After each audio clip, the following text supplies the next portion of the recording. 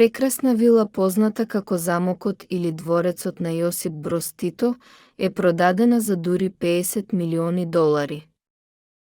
Недвижности Даглас Елиман објави дека Тристан Харпер, соработникот брокер и еден од нејзините постојано врвни агенти, го продаде и затвори историскиот замок од 20.000 квадратни метри лоциран на адреса на Менхетен.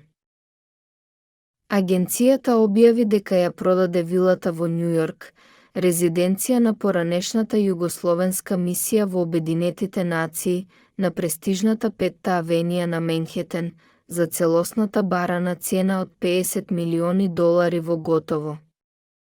Продавачот на вилата, која ја користеше и постојаната мисија на Србија во Обединети нации, се 5 држави наследнички на поранешната Социјалистичка Федеративна Република Југославија, Словенија, Хрватска, Босна и Херцеговина, Македонија и Србија, а вилата е купена од компанија со адреса во Њујорк.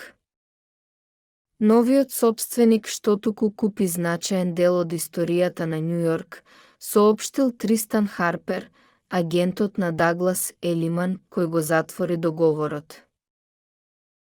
Купувачот ги платил сите трошоци за затворање на трансакции, од кои некој вообичаено ги плаќа продавачот за даноци за трансфер, брокерски такси итн., што додаде над 11% на трошоците од џебот на купувачот.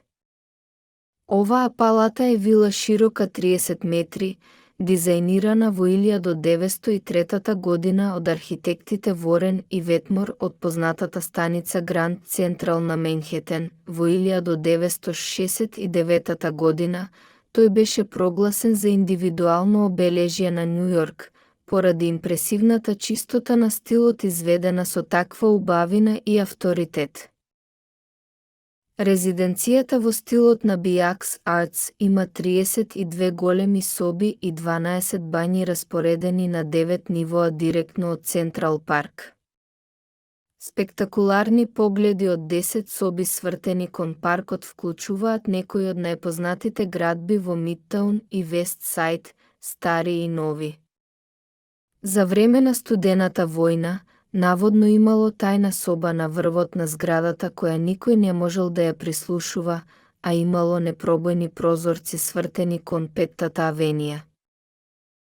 Повеќето од оригиналните детали на куќата останаа недопрени до ден денес, вклучително и 2 неверојатни француски таписерии од 18 век над големите кривулести скалила, 17 камени, рачно врежани балустради направени од поединечни парчиња редок италијански мермер, златни листови, рачно насликани тавани кои потсетуваат на стара Европа, облоги од древен француски замок кој подоцна бил вграден во овој простор и 2 лифтови.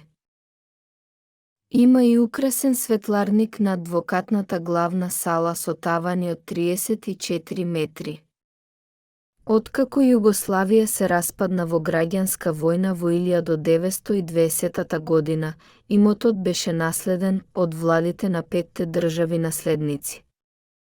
По договорот спонзориран од Обединетите нации потпишан на почетокот на 2000 година, имотот првпат излезе на пазарот во 2017 година. Понудите не беа договорени поради сложеноста на преговорите и внатрешните процедурални технички проблеми меѓу сопствениците.